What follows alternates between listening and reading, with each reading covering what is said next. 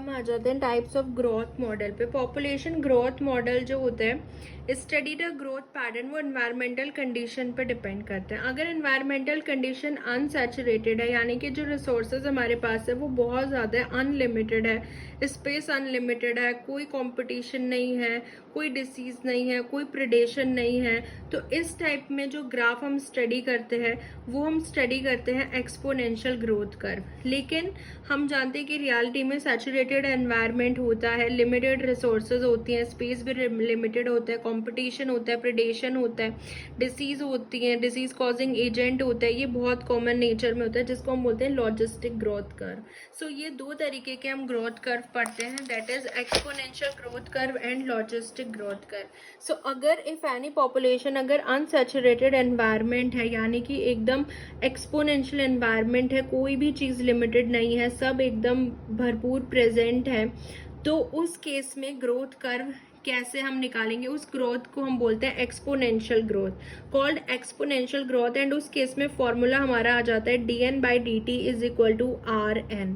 सो ये हमारा exponential growth का फॉर्मूला आ जाता है। ये हमारा होता है ग्रोथ रेट, इसमें dn/dt is the growth rate. N होता है हमारा इनिशियल नंबर ऑफ इंडिविजुअल, कितने हैं? Initial number of individual, n is the initial number of individual, and r हमारा आता है intrinsic rate of increase. Growth potential जो हम बोलते हैं that is birth per capita birth rate minus per capita death rate, intrinsic rate of growth. And r max तब होगा जब अनसैचुरेटेड कंडीशन होगी, यानी कि बायोटिक पोटेंशियल। अगर अनसैचुरेटेड कंडीशन होगी, बर्थ ही बर्थ है, डेथ हो ही नहीं रही है, तो उस केस में आर मैक्स अचीव हो जाएगा, जिसको हम बायोटिक पोटेंशियल बोलते हैं। सो इस केस में जब हमारे पास एक्सपोनेंशियल सारे रिसोर्सेज वगैरह रहती हैं, कोई लिमिटेड रिसोर्स है ही नहीं, सब एक्सपोनेंशियली प्रेजेंट है, तो एक्सपोनेंशियल ग्रोथ बोलते हैं इसको। And this type of growth जो है वो ऑब्जर्व होता है बहुत ही शॉर्ट पीरियड ऑफ टाइम के लिए हम ऑब्जर्व करते हैं। More the R more the growth rate, जितना ज़्यादा आर होगा उतना ही ज़्यादा हमें जो है ग्रोथ रेट देखने को मिलेगा। जितना ज़्यादा आर होगा ना उतना ज़्यादा जे शेप्ड का हमें कर्व मिलेगा। जैसे आर अगर 0 है तो हमारा पॉपुलेशन स्टेबल है। सो आर अगर जितना ज़्यादा होगा उतना ही ज़्यादा हमें जे शेप्ड का कर्व देखने को मिलेगा इस केस में। ठीक है, एक्सपोनेंशियल ग्रोथ कर्व हम देख रहे हैं अभी। तो अब हम देखते हैं एक्सपोनेंशियल ग्रोथ कर्व। एंड जो होता है it is the initial number of individual can affect the growth rate. क्या इनिशियल नंबर ऑफ इंडिविजुअल भी अफेक्ट कर सकते हैं ग्रोथ रेट को पॉपुलेशन के? मेजर चेंजेस अगर हम देखें वो एन की वजह से आते हैं इनिशियल नंबर ऑफ इंडिविजुअल में। एक्सपोनेंशियल में अगर हम देखें जो आर सेलेक्टेड स्पीसीज होती हैं उनका एक्सपोनेंशियल ग्रोथ रेट हमें देखने को मिलता है, जिनका लाइफ स्पेन ही बहुत छोटा होता है, शॉर्ट लाइफ स्पेन होता है। So dn/dt rn, dn/dt b minus d हम कर सकते हैं, then bn minus dn, and यहाँ से हमारा जो है 1/r हम निकाल सकते हैं, हमारा आ जाएगा dn/dt डॉट n। ठीक है, तो इस तरीके से हम b माइनस डी करके निकाल सकते हैं 1/r, दैट इज हमारा ये आ जाता है पर कैपिटा ग्रोथ इंक्रीज कितना आ रहा है। तो ये हमारा जे शेप्ड का कर्व आता है एक्सपोनेंशियल ग्रोथ में। ठीक है, और आर स्पीसीज जो होती है उनका जो कर्व होता है वो यही निकलता है, यही देखने को मिलता है। जो भी जैसे मॉस्किटोज इंक्रीज होते हैं but due to climatic condition उनका पॉपुलेशन साइज डिक्लाइन हो जाता है। लेकिन अगर शॉर्ट टाइम के लिए अगर हम देखें तो वो इंक्रीज ही होंगे ना एकदम से, तो शॉर्ट टाइम के लिए ये कर्व हमें देखने को मिलता है एक्सपोनेंशियल ग्रोथ। जे शेप्ड कर्व होता है, आर जो है वो मैक्स होता है, कोई चेंज नहीं होता, आर मैक्स इसमें अचीव हम कर सकते हैं, आर मैक्स हो सकता है। N is equal to n जो है उसमें चेंजेस आ सकते हैं अगर एन में चेंजेस है, एंड dn/dt भी चेंज हो सकता है। ठीक है, तो ये जे शेप्ड का कर्व हमें देखने को मिलता है। And anti at a given time अगर निकालना है सो n0 करके ये भी हम निकाल सकते हैं एक्सपोनेंशियल ग्रोथ में। सो आर कांस्टेंट होता है एन पॉपुलेशन साइज। अगर एन और आर के बीच में हम देखेंगे पॉपुलेशन साइज और जो इंट्रिंसिक रेट ऑफ ग्रोथ है, इनका ग्राफ जो आएगा वो कांस्टेंट आएगा। लेकिन अगर हम ग्रोथ रेट देखेंगे dn/dt, ग्रोथ रेट और पॉपुलेशन साइज के बीच में, तो ये इंक्रीज होगा। अगर आर मैक्स अचीव हो गई ना, then as the N increase, N will increase, called exponential growth. So एक बार आर मैक्स अचीव होते ही फिर जैसे ही एन इंक्रीज होगा तो हमारा ग्रोथ रेट भी बढ़ेगा, एंड इसी को हम बोलते हैं ग्रोथ रेट हमारा इंक्रीज होगा। ठीक है, तो ये हमने देखा इन केस ऑफ जब हमारे पास अनसैचुरेटेड कंडीशन है, यानी कि लिमिटेड रिसोर्सेज हमारे पास नहीं है, जिसे यहाँ पे हम देख रहे हैं एक्सपोनेंशियल ग्रोथ में, है ना। इस तरीके का हमको जो है ये ग्राफ देखने को मिलता है। ठीक है, और ये हमने देखा ही है कि आर इंट्रिंसिक रेट ऑफ, ये हमने देखा ही है कि आर अगर बर्थ रेट ज़्यादा होता है डेथ से तो पॉपुलेशन साइज बढ़ेगा, देन अगर कम है तो घटेगा, एंड अगर इक्वल है तो ये स्टेबल हो जाएगा, आर मैक्स भी अचीव होता है। ठीक है, तो ये इस तरीके का ग्रोथ कर्व हमें देखने को मिलता है in case of exponential growth में अंडर अनलिमिटेड कंडीशन। सो अगर हम बात करें, अगर अनलिमिटेड कंडीशन की हम बात करते हैं एक्सपोनेंशियल ग्रोथ मॉडल में, सो बर्थ तो ज़्यादा ही होंगी than the death, and population size जो है वो इंक्रीज करेगा मैक्सिमली। सो इस तरीके से हमारा ये जो ग्राफ है इसलिए इंक्रीज करता है, क्योंकि नेचुरल अगर अनलिमिटेड कंडीशन है तो बर्थ रेट जो है वो ज़्यादा ही होता है डेथ रेट से। तो यहाँ पे ये पॉइंट ऑफ इन्फ्लेक्शन होता है जहाँ पे बर्थ रेट जो है वो ज़्यादा है डेथ रेट से, एंड वो इस तरीके से मूव होता चला जाता है। ठीक है, तो इसके अंदर इस तरीके से लैग फेज होता है, लॉग फेज होता है, स्टेशनरी एंड डिक्लाइनिंग फेज। यहाँ पे ये होती है lag phase, and this is the log phase. Lag phase का मतलब होता है the total amount of time उसको रिसोर्स को सर्च करने में, देन पूरे रनवे फॉर्म करने में, identification and quantity of food, water, temperature, territory etcetera, सारी कंडीशन में उसको जितना टाइम लगा है उसके बाद जो है वो रिप्रोड्यूस होना स्टार्ट होती है, एंड देन वो इंक्रीज होती है तुरंत, क्योंकि अनलिमिटेड में बर्थ रेट ज़्यादा होगा डेथ रेट से, तो यहाँ से जो है आर मैक्स हमें देखने को मिलेगा। तो इस तरीके का ग्राफ हमें देखने को मिलता है इन केस ऑफ अगर न्यू हैबिटेट में। और ये अगर final net population size NT अगर निकालना है तो N not into E R T, that is initial population size base of natural log, then R हमारा वही B minus D intrinsic rate of increase and T time, N not into E R T. So ये वाला जो equation आता है this is also related to exponential growth curve. ठीक है, अब हम बात करते हैं logistic growth curve. Logistic growth model में बोलता है डार्विन लिमिटिंग फैक्टर हमेशा प्रेजेंट होते हैं एनवायरमेंट में, दैट्स वाई पॉपुलेशन कभी भी एक्सपोनेंशियली ग्रो नहीं करेगी। लिमिटेड रिसोर्सेज की वजह से inter specific, intra specific, intrasexual, intersexual competition हमेशा होगा, सो दैट जो फिटनेस है इंडिविजुअल की वो डिक्रीज हो जाती है, एंड फाइनली बेटर इंडिविजुअल जो है वो सर्वाइव एंड रिप्रोड्यूस कर सकते हैं, एंड अनफिट इंडिविजुअल जो है वो एलिमिनेट हो जाते हैं। तो इस तरीके से तो होता ही है। अब हम देख लेते हैं कि ये जो लॉजिस्टिक ग्रोथ मॉडल है इसका ग्राफ कैसे आता है। ठीक है, यानी कि सैचुरेटेड एनवायरनमेंट का ग्राफ कैसे आता है। इनका जो dn/dt है वो डिपेंड करता है एक तो इंट्रिंसिक रेट ऑफ ग्रोथ पे, इसमें आर मैक्स नहीं बोल सकते क्योंकि रिसोर्सेज लिमिटेड है, उसमें हम बोल सकते हैं, प्लस एन पे डिपेंड करता है, एंड तीसरा इसमें डिपेंड करता है के पे, which is the carrying capacity, यानी कि लिमिटेड एनवायरमेंटल कंडीशन। तो तीन चीज़ों पे डिपेंड करता है dn/dt। उसमें तो सिर्फ हमारा आर एन फॉर्मूला था, इसमें फॉर्मूला हमारा आ जाता है आर एन के बाद k माइनस एन अपॉन के। k माइनस एन अपॉन के का मतलब है कि और कितने लोग उसमें रह सकते हैं, how many more individual can be supported in this environment, और कितने लोग उसमें सपोर्ट हम कर सकते हैं, रह सकते हैं, बेसिकली जिसको हम कैरिंग कैपेसिटी बोल रहे हैं। ठीक है, के माइनस एन बाई के। सो इस तरीके से हम यहाँ पे देखते हैं। तो अगर के माइनस एन बाई के जो होता है ना, जैसे हमने ये देखा कि r इज इक्वल टू 1 है intrinsic rate of increase, and जो हमारा पॉपुलेशन साइज है 100 है, सो dn/dt हमारा ग्रोथ रेट 100 आया। लेकिन अगर हम n माइनस ये वाला फॉर्मूला यूज़ करें लॉजिस्टिक ग्रोथ रेट में, तो हमारा ग्रोथ रेट कम आ रहा है, 90 आ रहा है, यानी कि वो नेगेटिव इन्फ्लुएंस हो रहा है कैरिंग कैपेसिटी की प्रेजेंस की वजह से, वो नेगेटिवली इन्फ्लुएंस हो रहा है, वो एक लिमिटिंग फैक्टर हम इसमें दिखाना चाह रहे हैं। ठीक है, जिसको हम कैरिंग कैपेसिटी से डिनोट करते हैं। तो इसका जो फेज आता है ना, इसका जो ग्राफ आता है वो इस तरीके का ग्राफ आता है पॉपुलेशन और टाइम के बीच में।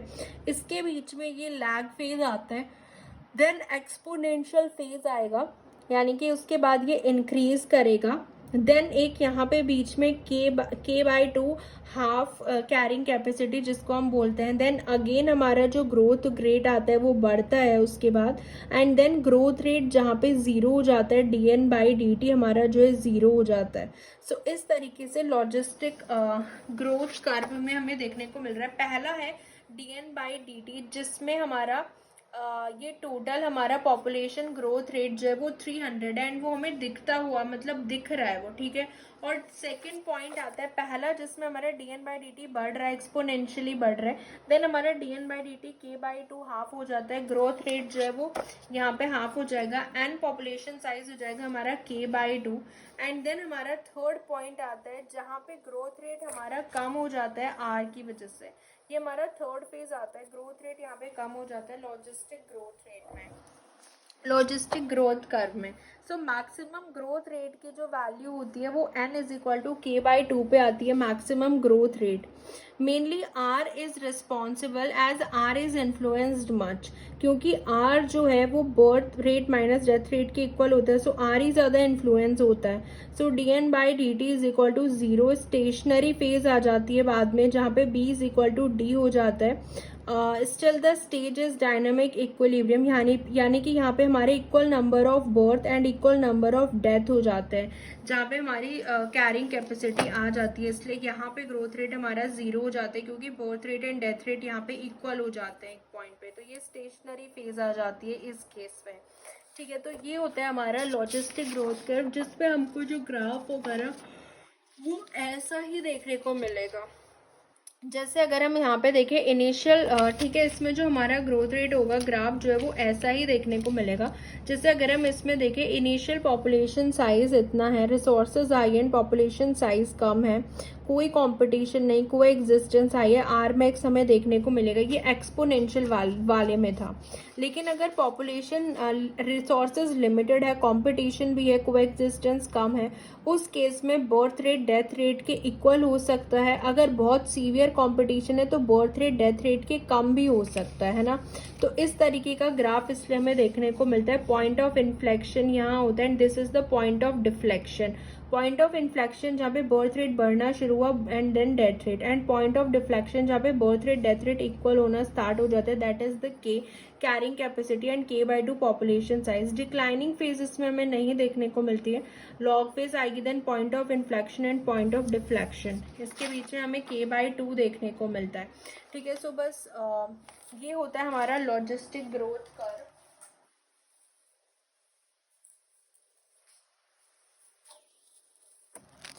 जैसे अगर हम इसमें देखें आफ्टर बी आ स्पेशल पॉइंट कम, जहाँ पे बी जो है वो डी के इक्वल हो जाता है, birth is equal to death, maintain stable population at this point, net rate of increase of population जो होता है वो जीरो हो जाता है, जिसको हम कैरिंग कैपेसिटी बोलते हैं। सो डार्विन के according carrying capacity play important role in population growth, K is equal to carrying capacity. इस तरीके से represent number of resources are still present, यानी कि रिसोर्सेज प्रेजेंट है एनवायरमेंट में, एंड वो कितना अलाउ कर सकते हैं। सो अगर हम बी एंड डी का देखें तो वो ऐसे होता है कि बर्थ रेट कम होने लग जाते हैं, डेथ रेट ज़्यादा होने लग जाते हैं, एंड यहाँ पे हमारा मैक्सिमम होता है पॉपुलेशन साइज, तो b is equal to d इस तरीके से आ जाता है। सो पॉपुलेशन साइज जो है वो कम हो जाता है, and gradually if population size increases, जैसे ही पॉपुलेशन साइज बढ़ेगा बर्थ रेट कम होगा एंड डेथ रेट जो है वो बढ़ने लगेगा। इस केस में ये इसमें कोई नेट ग्रोथ नहीं होती है, इसमें इतना नहीं डीप जाना है, इसमें बस इतना याद रखना है कि हाँ birth rate and death rate equal हो जाते हैं के पे, कैरिंग कैपेसिटी पे। सो मैक्सिमम ग्रोथ रेट जो होता है वो हमें ऑब्जर्व होती है पॉपुलेशन साइज k/2 पे, एट हाफ कैरिंग कैपेसिटी पे मैक्सिमम ग्रोथ रेट हमें देखने को मिलता है। जैसे अगर इस तरीके का ग्राफ दिया हुआ है तो ये वाला ग्राफ जो है वो आर सिलेक्शन का होगा, क्योंकि ये सीजनल होता है। आर सिलेक्शन में ही ऐसा ग्राफ लिखता है, एंड ये जो के वाला होता है ना कैरिंग कैपेसिटी वाला, ये हमें के सिलेक्शन में ही देखने को मिलता है, जिनका एनवायरनमेंट स्टेबल होता है। ये बोटल नेक इफेक्ट शो करते हैं कि सडनली बढ़ जाएंगे देन कम हो जाएंगे, तो ये आर सिलेक्शन वाला ग्राफ ऐसे शो करता है, के सिलेक्शन वाला स्टेबल शो करता है, ठीक है। सो इस तरीके से हम देख सकते हैं कि जैसे अगर हम यहाँ पे देखें, ये अगर एक क्वेश्चन है, इसमें हमें दिया हुआ है कि ये जो स्ट्रेट लाइन है ये जो ए वाली लाइन है एंड ये एक बी वाली है, सो बी वाली जो है जो यानी कि स्ट्रेट शो कर रही है, तो ये तो हमारा जो है स्ट्रेट लाइन जो शो कर रही है, के जो होता है दैट इज के वाली जो लाइन है ये के सिलेक्शन शो करेगी एंड के सिलेक्शन वाला ग्राफ जो है वो 1 में आता है। सो के के लिए क्या होगा, ए होगा एंड 1 होगा, के लिए जो है वो ए होगा एंड 1 होगा, एंड बी के लिए जो है ये आर वाला ग्राफ शो करेगी, सो आर के लिए थर्ड होगा एंड बी होगा, हाँ आर के लिए बी होगा एंड देन ये एन होगा दैट इज थर्ड, क्योंकि आर जो हमने आर सिलेक्शन देखा था वो थर्ड ग्राफ शो करता है सर्वाइवरशिप का एंड के सिलेक्शन फर्स्ट, है ना। और ऐसे ये वाला जो ग्राफ होता है जो स्टेबल रहता है ये के सिलेक्शन शो करता है स्टेबल वाला, एंड जो ये बहुत ज़्यादा इसमें इफेक्ट देखने को मिलता है बोटल नेक इफेक्ट, ये आर सिलेक्शन शो करता है। सो ये चीज़ें तो इसमें क्लियर हो गई। जैसे ये a small number approx 10 were introduced, इसमें introduced at what point would you expect the population to achieve highest growth rate, किस पॉइंट पे अचीव करेंगे अगर कैरिंग कैपेसिटी हमें दे रखी है, ठीक है। सो पॉपुलेशन जो है अब आप इसका हाफ कर दोगे बाय 2 अगर हम कर देंगे, तो अगर हम बाई 2 कर देंगे तो ये मैक्सिमम 260 पे होगी, क्योंकि के बाय हाफ पे मैक्सिमम ग्रोथ रेट हमें शो होता है, ठीक है। तो इस तरीके के क्वेश्चंस भी आते हैं। अब हम देखते हैं population regulation. Hi everyone, so let's start population regulation. Population ecology हमने कवर कर लिया था, इसमें हम रेगुलेशन के बारे में पढ़ने जा रहे हैं। 2 तरीके से रेगुलेट होती है, एक बायोटिक स्ट्रेस होता है, एक होता है अबायोटिक स्ट्रेस। जो बायोटिक स्ट्रेस होता है इसमें हमारे जो प्रेडेटर्स होते हैं, प्रे होते हैं, वो आ जाते हैं बायोटिक स्ट्रेस में। ये डेंसिटी डिपेंडेंट प्रोसेस होता है। लेकिन अबायोटिक स्ट्रेस जो होता है जैसे बारिश आ जाना, तो इस तरीके के स्ट्रेस को अबायोटिक स्ट्रेस बोलते हैं एंड ये डेंसिटी इंडिपेंडेंट होता है। सो बायोटिक डेंसिटी डिपेंडेंट होता है। So biotic factor like temperature, water, mineral, salinity, soil composition, topography, pH, rainfall, earthquake, ये सब जो होते हैं ना ये बायोटिक फैक्टर होते हैं, ए बायोटिक फैक्टर होते हैं, सॉरी ये सारे ए बायोटिक फैक्टर्स होते हैं एंड ये रेगुलेट करते हैं पॉपुलेशन को एक डेंसिटी इंडिपेंडेंट मैनर में। यानी कि इन सब चीज़ों में डेंसिटी डिपेंडेंट नहीं होते, हमें डेंसिटी की इन चीज़ों में नॉलेज होने की ज़रूरत नहीं है क्योंकि ये डेंसिटी पे डिपेंड ही नहीं कर रहा है। लेकिन अगर हम दूसरी तरफ देखें बायोटिक फैक्टर्स जैसे कि हमारा कॉम्पिटिशन हो गया, प्रीडेशन हो गया, पैरासाइटिज्म हो गया, हर्बीवोर्स इंटरैक्शन, उन सब में डेंसिटी की ज़रूरत होती है क्योंकि जो ज़्यादा डेंस होगा जैसे कंपटीशन में वो ज़्यादा जीतेगा। सो एक तरीके से डेंसिटी जो होती है इसमें डिपेंड करती है। तो ये डेंसिटी डिपेंडेंट मैनर के जो फैक्टर्स होते हैं वो होते हैं बायोटिक फैक्टर्स। सो बस इसमें इतना याद रखना है कि बायोटिक फैक्टर्स जो होते हैं they are density dependent and biotic are density independent. इस तरीके से पॉपुलेशन रेगुलेशन होता है। एंड अब जो हम इसमें ग्राफ पढ़ने वाले हैं वो ये है birth rate and death rate का जो ग्राफ होता है। इस तरीके से हम देखते हैं बर्थ रेट जो है वो पॉपुलेशन साइज के पॉपुलेशन साइज हम एक तरीके से बोल रहे हैं यहाँ पे इक्विलिब्रियम पॉपुलेशन की हम बात कर रहे हैं, यानी कि जो birth rate and death rate जहाँ इक्वल हो जाता है। देखो बर्थ रेट और डेथ रेट का ग्राफ देखो, बर्थ रेट जो होता है वो इन्वर्सली प्रोपोर्शनल है यहाँ पे पॉपुलेशन साइज के, एंड डेथ रेट जो है वो डायरेक्टली प्रोपोर्शनल है पॉपुलेशन साइज के। ग्राफ से ही पता चल रहा है ये डायरेक्टली प्रोपोर्शनल है एंड बर्थ रेट जो है वो नेगेटिवली इन्फ्लुएंस हो रहा है तो वो इनडायरेक्टली प्रोपोर्शनल होता है पॉपुलेशन जो है, ठीक है। तो हम अब देखते हैं कि ये पहले हम बर्थ रेट से देखते हैं कि कैसे कंट्रोल होता है। We maintain equilibrium population by 3 ways. पहला होता है बाय बर्थ रेट ओनली, सिर्फ बर्थ रेट से जब हम रेगुलेट कर रहे हो by birth rate only.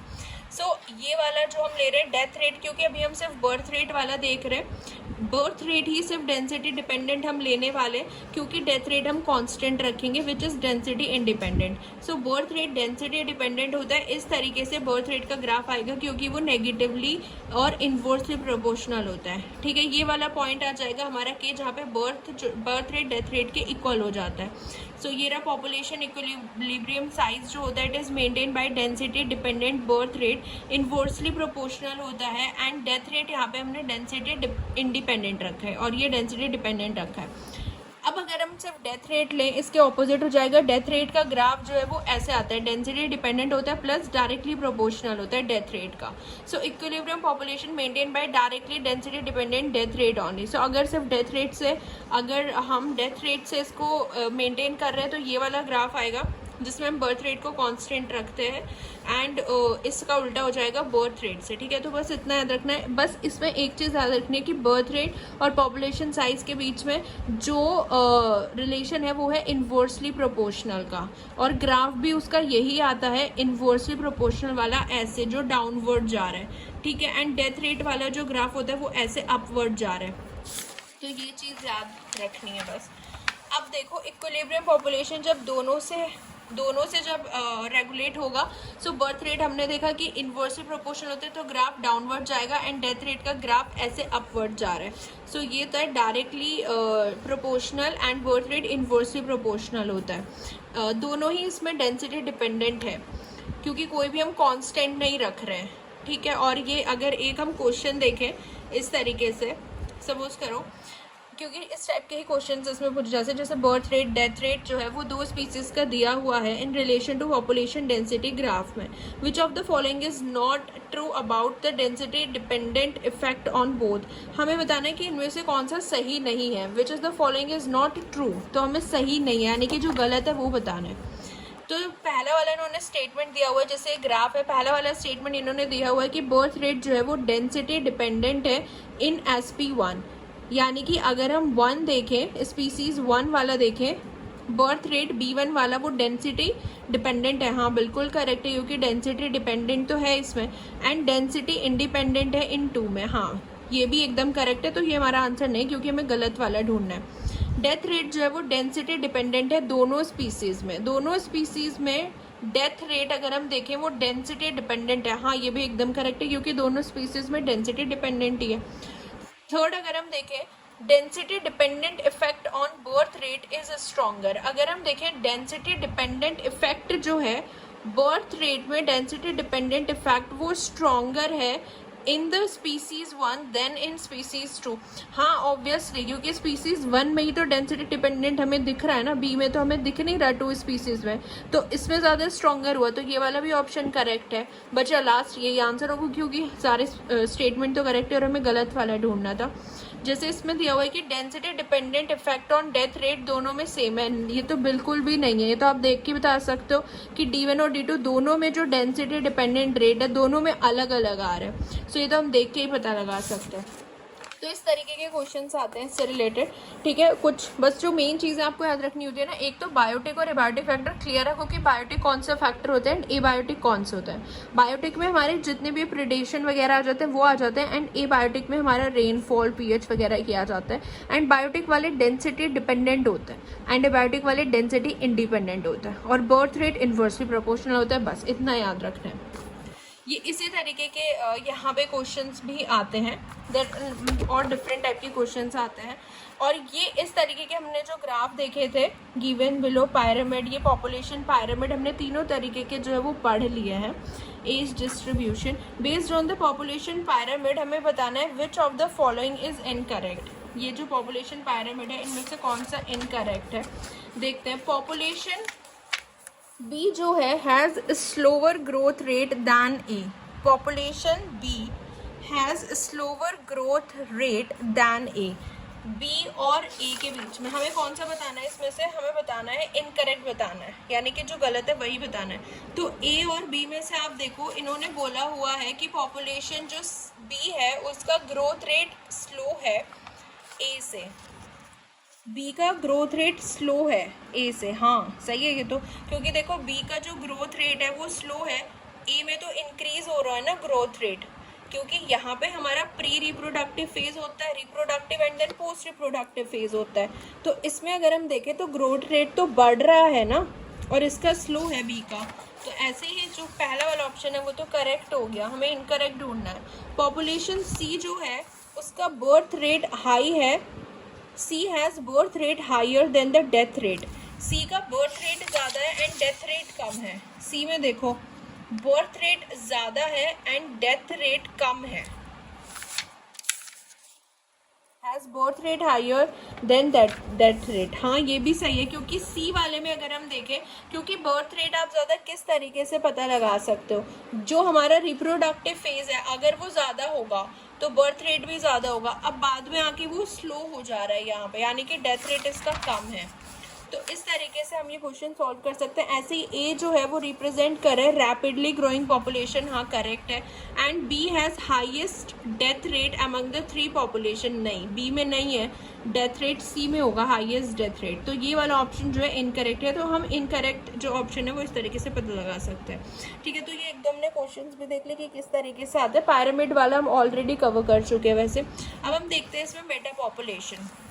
Meta population जब हम पढ़ते हैं, एक तो जो लोकल पॉपुलेशन होती है वो तो है ही, प्लस कितने इमिग्रेंट्स आए हुए हैं, वो टोटल मिला के हो जाता है हमारा meta population. So meta population is defined as local population plus number of immigrant. Meta population का मतलब होता है sub population occupied by different patches but connected by disposal corridor, यानी कि बहुत सारे पॉपुलेशन मतलब पैचेस में प्रेजेंट है और लेकिन वो आपस में कैसे कनेक्टेड है, कॉरिडोर के थ्रू कनेक्टेड है। In many cases isolated population effect one another population because population are disposed by corridors. बहुत सारे केसेस में जो आइसोलेटेड पॉपुलेशन होती है, यानी कि जो अलग अलग पैचेस में प्रेजेंट होती हैं एक अलग अलग जगह पे, एक दूसरे को काफ़ी ज़्यादा अफेक्ट भी करती हैं, क्योंकि कॉरिडोर बने हुए हैं ना, तो वो आपस से एक दूसरे के आइसोलेटेड एरिया में जाके घुस के अटैक कर सकते हैं। कॉरिडोर्स का फ़ायदा है लेकिन नुकसान भी होता है। तो इस तरीके से जो है इस तरीके की पॉपुलेशन को मेटा पॉपुलेशन बोलते हैं, यानी कि जो कॉरिडोर्स के थ्रू कनेक्टेड होते हैं, जगह जगह पैचेस और आपस में किससे कनेक्टेड हो, कॉरिडोर्स एक तरीके से आप हाईवे समझ सकते हो। ठीक है, Meta population is of 2 type, 2 type की होती है, एक होती है सोर्स पॉपुलेशन एंड एक होती है सिंक पॉपुलेशन। जो सोर्स मेटा पॉपुलेशन होते हैं ना, जिसमें जो नंबर ऑफ इंडिविजुअल होते हैं ना डिस्पोज्ड टू अनदर इमिग्रेंट्स जो होते हैं वो हाई होते हैं, population is higher than the number of migrants they received. यानी कि सोर्स पॉपुलेशन के अंदर जो होते हैं ना, यानी कि जो पॉपुलेशन बाहर जा रहे हैं, जो इमिग्रेंट्स होते हैं ई वाला EMMI, यानी कि जो बाहर जा रहे हैं वो वाला पॉपुलेशन ज़्यादा होता है, जो बाहर जा रहा है is higher than the number of migrant, मतलब लोग कम आ रहे हैं लेकिन बाहर ज़्यादा जा रहे हैं। तो इस तरीके का होता है source population. And sink population जहाँ पे अंदर ज़्यादा आ रहे हैं, सो वहाँ पे इस तरीके की पॉपुलेशन को हम बोलते हैं सिंक पॉपुलेशन। जैसे हम एग्जाम्पल देख सकते हैं, जैसे ज़्यादातर जो कंपनीज़ वगैरह होते हैं दिल्ली, गुड़गांव, NCR में बहुत ज़्यादा लोग, वहाँ पर भीड़ ज़्यादा होती है, तो उस तरीके की पॉपुलेशन को हम बोलेंगे सिंक पॉपुलेशन, क्योंकि वहाँ पे इमिग्रेंट ज़्यादा हैं, जगह जगह से लोग आके वहाँ स्टे करते हैं क्योंकि वहाँ रिसोर्सेज ज़्यादा अवेलेबल हैं। तो इस तरीके की पॉपुलेशन को हम सिंक पॉपुलेशन बोल सकते हैं। मेटा पॉपुलेशन डायनामिक जो मेंटेन होता है वो इसी से होता है, रेट ऑफ इमिग्रेंट्स कितने हैं या फिर कॉलोनिकेशन कैसा है ना, इन चीज़ों पे डिपेंड करता है। एंड जो पैटर्न है वो हम देख ही चुके हैं, क्लम्प्ड वाला पैटर्न वही कि various type of prey population forest एक दूसरे के साथ क्लम्प बना लेते हैं in response to pheromones and fear to predator. Clumped वाला हमने देख चुके हैं। एंड देन रैंडम पॉपुलेशन भी हम देख चुके हैं। जो अनप्रेडिक्टेबल पॉपुलेशन होती है, पोजीशन ऑफ वन इंडिविजुअल वो टोटली इंडिपेंडेंट होती है दूसरे इंडिविजुअल की। एग्जाम्पल जो विंड ब्लूम हो रहा है, spread seed of angiosperm and gymnosperm, इनमें कोई अट्रैक्शन रिजेक्शन नहीं होता है, न्यूट्रल होती है। हाँ ये हम देख चुके हैं। एंड जो रेगुलर और यूनिफॉर्म डिस्पर्सल होते हैं ना, यानी कि एक रेगुलर डिस्टेंस पे ये प्रेजेंट होते हैं, is a result of direct interaction between population में। तो डायरेक्ट इंटरेक्शन होता है लेकिन एक इंडिविजुअल दूसरे को रिपेल भी करता है अपने एरिया को प्रोटेक्ट करने के लिए, है ना। तो मेंटेन अपने टेरिटरी मेंटेन करता है, टेरिटरी अपना एरिया जो है वो डिफेंड करता है इस टाइप के। जैसे आप यूकैलिप्टस अगर आप लगा दोगे, यूकैलिप्टस या यूनिपोडियम जो प्लांट होते हैं, इस तरीके के जो प्लांट्स होते हैं ना, ये क्या करते हैं, एक केमिकल सिक्रेट करते हैं जिसकी वजह से वहाँ पे दूसरे प्लांट ग्रो नहीं हो पाते हैं। तो ये अपने टेरिटरी को प्रिवेंट करते हैं एक एरिया तक। सो इस तरीके के प्लांट का एग्जांपल हम किस में दे सकते हैं, यूनिफॉर्म डिस्पोजल और रेगुलर पैटर्न में दे सकते हैं। ठीक है, सो ये हो गया है रेगुलर क्लम्प्ड, इस तरीके से होता है ये, जो एक दूसरे को रिपेल कर रहे होते हैं। क्लम्प्ड में अगर हम देखें तो रिपेल अनदर स्पीसीज बट अपने में अट्रैक्ट कर रहे हैं।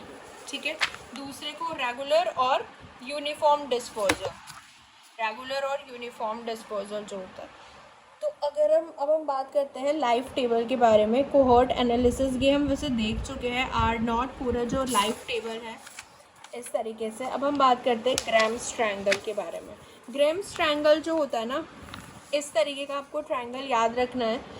सबसे नीचे होता है disturbance, then competition and then stress. Disturbance, competition and stress, यानी कि ग्राम्स ट्रायंगल क्या बताता है कि जैसे डिस्टर्बेंस, कंपटीशन और स्ट्रेस है ना, ये स्ट्रेस हम देख सकते हैं ये कंटिन्यूस रहता है, लेकिन डिस्टर्बेंस और कंपटीशन ये सारे नेगेटिव फैक्टर्स जो हम पढ़ रहे हैं, यानी कि एक के पास जो है टॉलरेंस होना चाहिए इनमें से किसी एक के लिए, इनमें से किसी एक के लिए तो टॉलरेंस होना ही होना चाहिए। ग्राम्स ट्रायंगल हमें ये बताता है या तो उसके पास डिस्टर्बेंस के लिए टॉलरेंस हो, या उसके पास कंपटीशन के लिए टॉलरेंस हो, या उसके पास स्ट्रेस के लिए टॉलरेंस हो। डिस्टर्बेंस इस तरीके का फैक्टर होता है कि एकदम से आया और चला गया, मतलब ऐसे नहीं कि लंबे समय तक दिक्कत दे रहा है।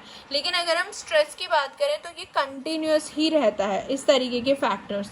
सो यहाँ पे ग्राम्स ट्रायंगल हम पढ़ते हैं कि इन तीनों चीज़ों को, जैसे नीचे डिस्टर्बेंस लो, यहाँ पे डिस्टर्बेंस लो है, यहाँ पे हाई है, देन यहाँ पे कंपटीशन लो एंड हाई, इस तरीके से आपको चल रहा है। डिस्टर्बेंस, कंपटीशन एंड स्ट्रेस, यहाँ पे लो है एंड हाई है, इस तरीके का ट्रायंगल बना के बीच में हमारा जो है पेरिनियल हर्ब आ जाती है, बीच में इंटरमीडिएट पड़ता है। तो यहाँ पे हम एग्जाम्पल देखेंगे, ये एस, आर और सी, इनके एग्जाम्पल देखेंगे कि जिनके पास डिस्टर्बेंस के लिए कम टॉलरेंस होता है एंड हाई टॉलरेंस होता है इसके लिए, है ना, और कंपटीशन के लिए जो हाई टॉलरेंस रखते हैं सी, जो स्ट्रेस के लिए हाई टॉलरेंस रखते हैं एस, और जो डिस्टर्बेंस के लिए हाई टॉलरेंस रखते हैं आर। तो इस तरीके का ये जो ग्राफ है ये याद होना चाहिए। जैसे आर वाला जो होता है रुड्रल, उनके पास हाई डिस्टर्बेंस होता है, लो स्ट्रेस एंड कंपटीशन टॉलरेंस होता है। इसमें एग्जांपल आ जाते हैं हमारे एनुअल हर्ब, इंसेक्ट्स एंड बहुत सारे इन्वर्टिब्रेट्स। सो यहाँ पे जो रुड्रल स्पीसीज होते हैं ना, यहाँ पे एनुअल हर्ब्स आ गए, इंसेक्ट्स आ गए एंड बहुत सारे इन्वर्टिब्रेट्स जिनके पास डिस्टर्बेंस हाई होता है, डिस्टर्बेंस के लिए टॉलरेंस हाई होता है। दूसरा, जिनके पास कंपटीशन के लिए जो गुड कॉम्पिटिटर होता है वो हमारे हो गए, जैसे जो लार्जर ट्री हो गए, प्रीडेटर एंड लार्जर मैमल्स इसमें आ जाते हैं। सो गुड कॉम्पिटिटर में, यहाँ पे गुड कॉम्पिटिटर में कौन आ जाता है, लार्जर मैमल्स आ जाते हैं, लार्ज ट्री आ जाते हैं। एंड जिनके पास स्ट्रेस टॉलरेंस होता है हाई, वो कौन से होते हैं, जैसे cactus, mangrove, lichens, desert animal, ये सब किस में आ जाते हैं, हाई स्ट्रेस टॉलरेंस में आ जाते हैं। ठीक है, तो इस तरीके से ग्राफ आपको दे दिया जाएगा, पूछेगा देखो 20 इंटरमीडिएट में तो पेरेनियल हर्ब होता है। देन सेकंड अगर हम देखें, और यहाँ पे ए हमारे पास हो गया, ये ए जो देखें यहाँ पे एनुअल प्लांट होता है जिनके पास डिस्टर्बेंस हाई होता है, annual plant, perennial herb. And C में हमारे पास आ जाता है जो हमारे ट्रीज एंड श्रब्स आ जाते हैं। यहाँ पे पेरेनियल हर्ब तो बीच में ही आ जाता है, यहाँ पे हमारे ट्रीज एंड श्रब्स आ जाते हैं सी में। यहाँ पे याद रखना, ट्रीज एंड श्रब्स जिनके पास क्या ज़्यादा होते हैं, बेसिकली यहाँ पे बात हो रही है जिनके पास कंपटीशन ज़्यादा होते हैं। सी की अगर हम बात करें, स्ट्रेस के लिए अगर ज़्यादा टॉलरेंस होगा तो वो यहाँ पे आएंगे, जिनके पास डिस्टर्बेंस हाई होगा वो यहाँ पे आएंगे, जो गुड कॉम्पिटिटर होंगे वो यहाँ आएंगे, एंड जो स्ट्रेस ज़्यादा टॉलरेंस होंगे वो यहाँ आएंगे। तो यहाँ पे बात हो रही है जो अच्छे कॉम्पिटिटर हैं कंपटीशन के लिए, जिनके पास हाई टॉलरेंस है। तो वो हमने देखा, ये जितने भी लार्जर ट्रीज आ जाते हैं यहाँ पे आ जाते हैं ना, और ट्रीज एंड श्रब्स यहाँ पे आ जाते हैं लास्ट वाले में, ट्रीज एंड श्रब्स। तो इस तरीके के क्वेश्चंस आते हैं ग्राम्स ट्रायंगल से रिलेटेड। तो अब हम आ जाते हैं कम्युनिटी इकोलॉजी।